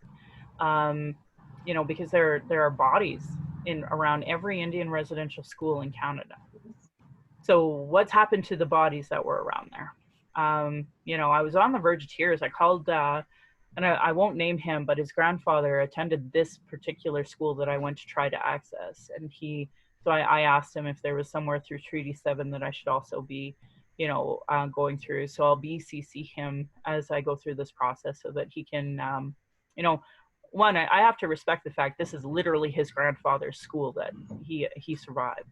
But that bigger picture that, you know, I'm not going to do this just on my own. I told him my plan was to go through all the colonial routes, but then I'm thinking I have to do something bigger, like create a Facebook page and create a campaign on Native Calgarian in order to collect proper emails and try to launch this campaign to say, you know, Canada, all of the private lands that you sold to private individuals need to be returned back to public property so that Canadians, and specifically, you know, Indian residential school survivors can access those lands, but also that we should be properly memorializing and commemorating these places.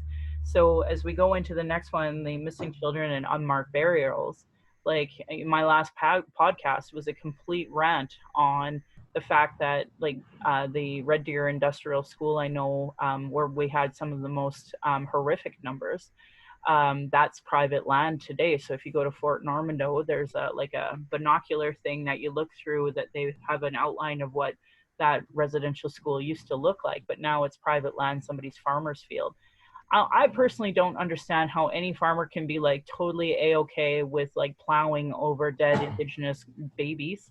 I have no idea, no concept how people make peace with that. But that is the reality across the country. It's not just here that a lot of the lands are now public or private farmers, but should be public lands and commemorated properly.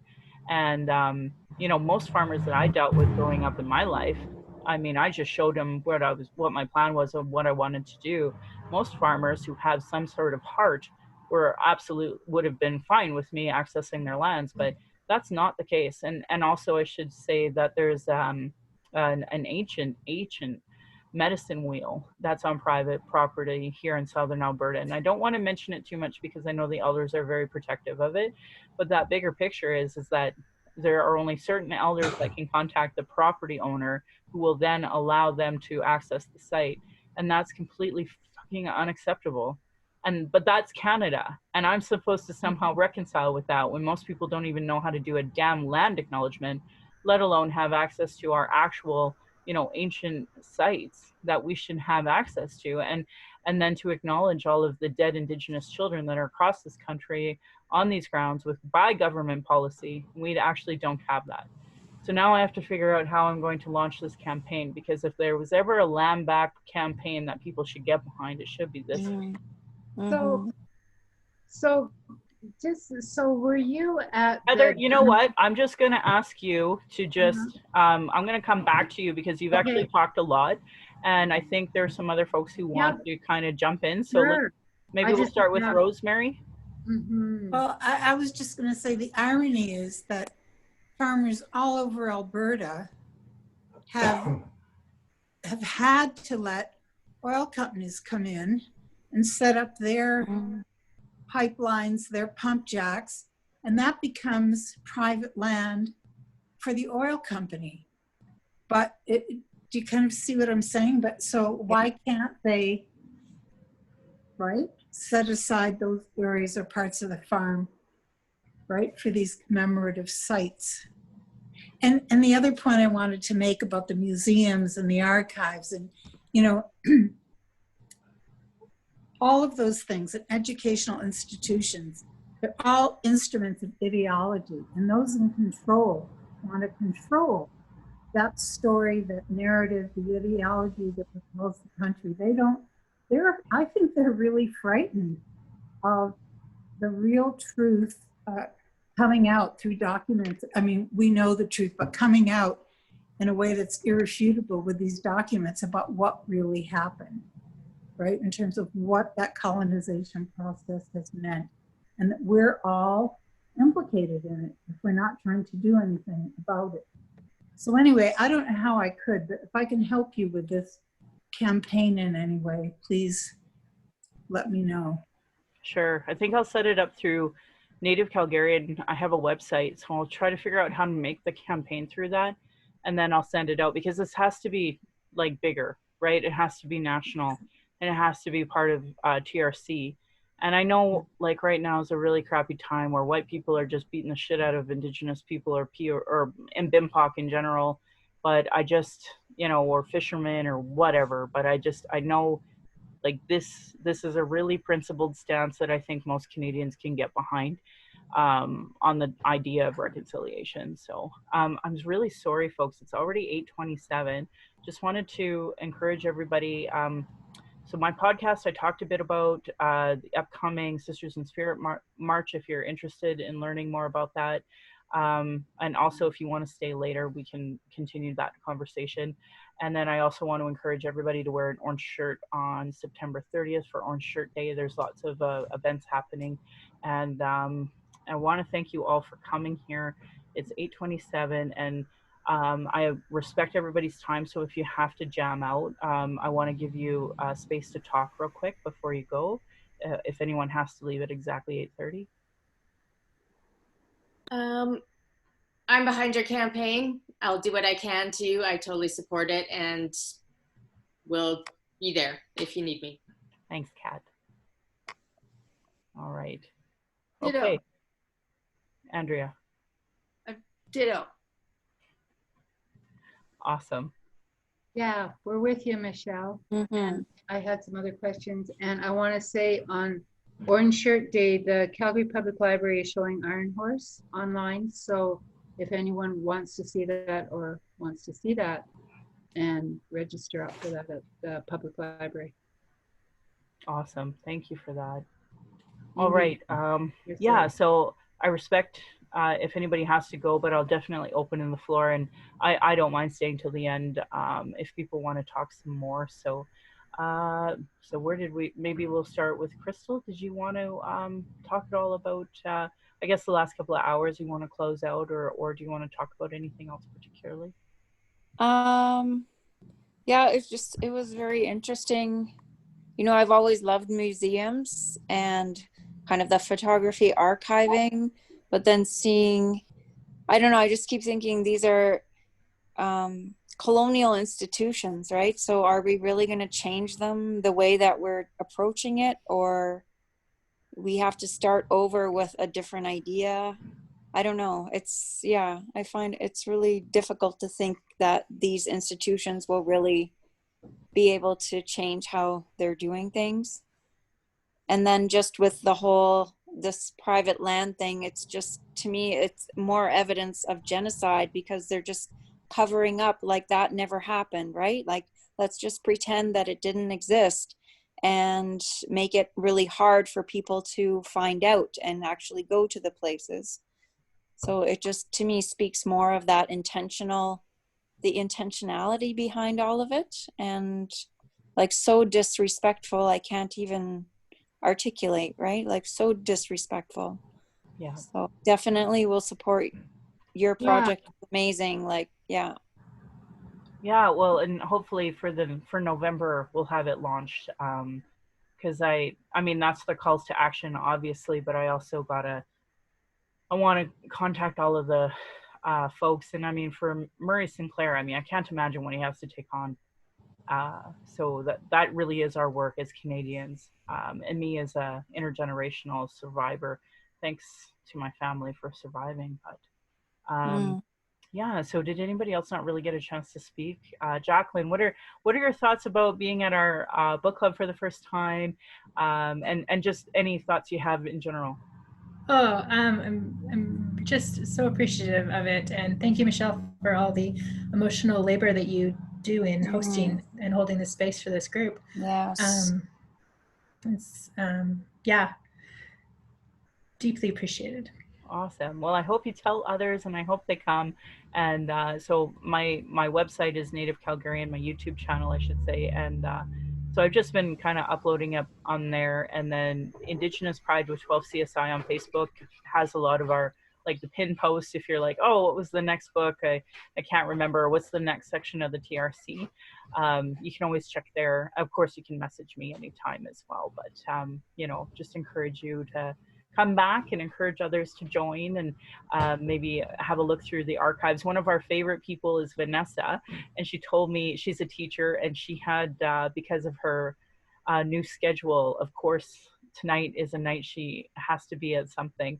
So, but she's obviously really excited to watch the YouTube video, and so I'll upload that as fast as I can, and go from there. And maybe that'll be something you can share with others, and especially for Orange Shirt Day coming up. You know, I don't know why people would not have enough material for Orange Shirt Day. I mean, there's so much available already, but if somebody somewhere used this video, I'd be happy to. Hey. Yep. Go Do ahead. you want to do a random act of anarchy? Sorry? Because my friends, my kid, well, I'm in Bridgeland for Orange Shirt Day. I'm in Bridgeland. The school is Langevin School. My friend is on the Parents Association, and she said, this sucks. And she went to the principal, and the principal said, yeah, this sucks. And that was the end of the conversation, right? So and can I, as a parent, you know, as you know, as far as renaming the school, that was back when they renamed the bridge, maybe even. So Larry Leach, actually, he ran for school trustee before I even ran for municipal. So that would have been, what, 2013, 14-ish, he ran. And that's like a key issue for him. And he is a part of some new, you know, anti-racism committee, supposedly, that the CBE has. And he knows the superintendent now, and he's working on that. He was the one who brought Langevin School to my attention, and really push for the bridge thing. And I mean, the fact is, like, he would say this in a second. And and he's the executive director for 12 CSI, which this group was founded under. So anyway, he would be the first one to say that, you know, Justin Trudeau could rename Langevin Block in Ottawa. Nenshi can rename, you know, Langevin Bridge. But the CBE can just not get their act together enough to change Langevin School.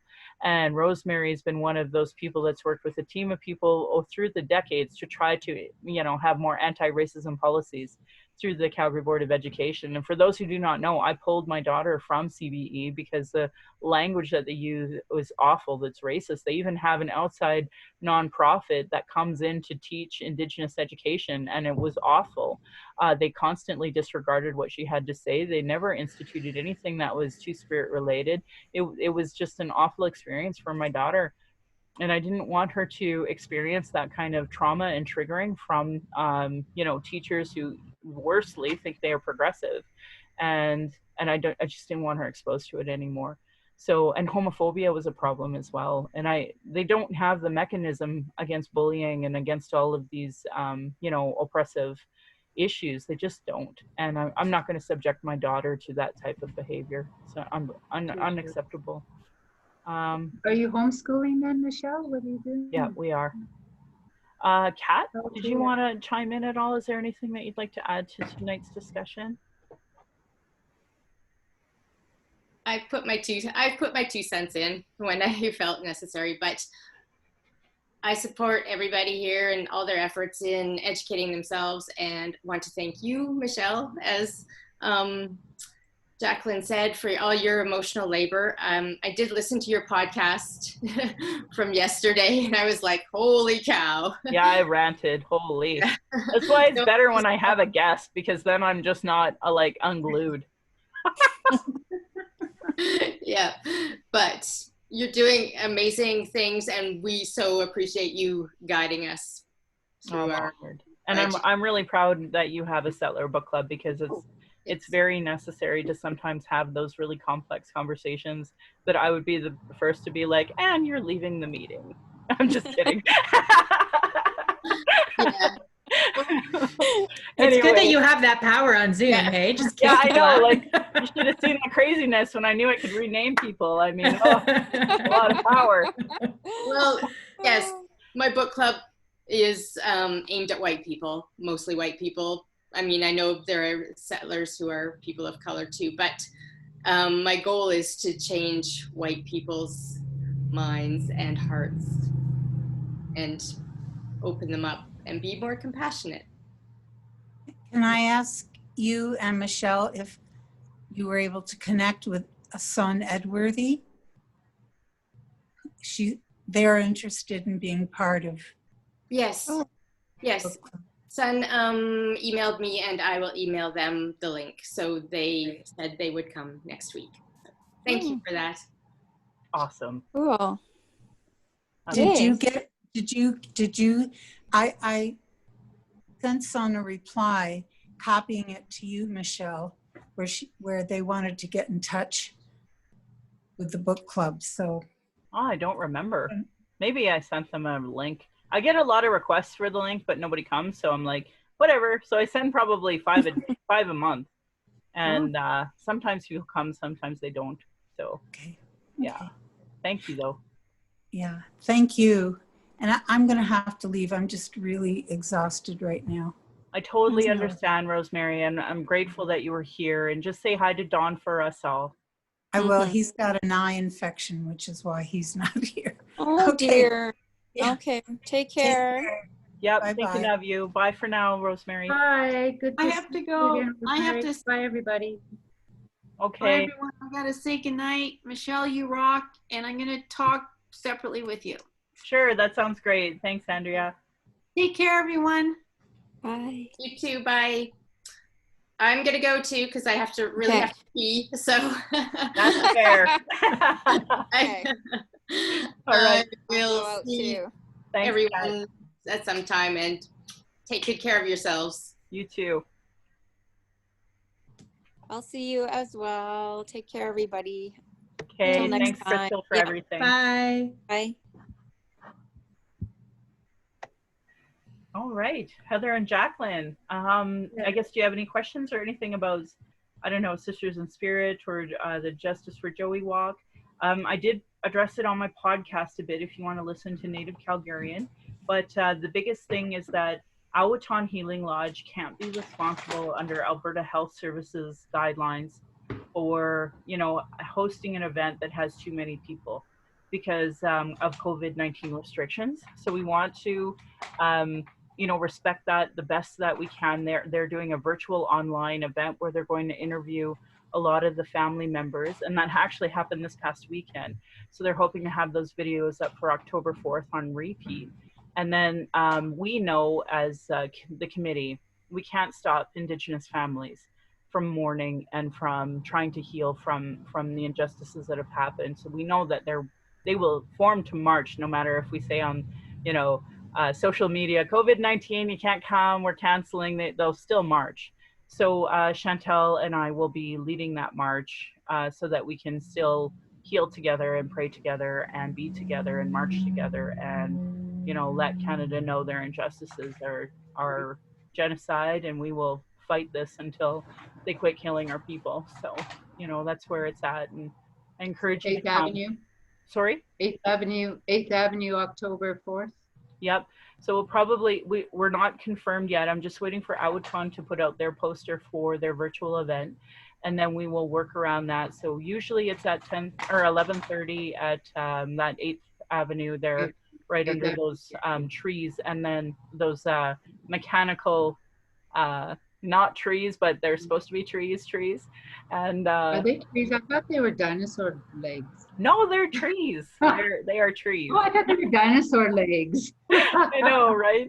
So we'll be at those structures, and then we'll march to City Hall, and that's the other thing. So we don't want Awaton to get in trouble Bring a from drum? City Hall, from AHS, or any other organization. So should I bring my hand drum, and we could just to keep a slow drum pace? Yeah, you can bring a drum. Chantel and I will be leading and singing. So, you know, any Indigenous will be at the front for sure. And it'll just, it is family centered, right? So Yes, whatever the yeah. families want is what we do.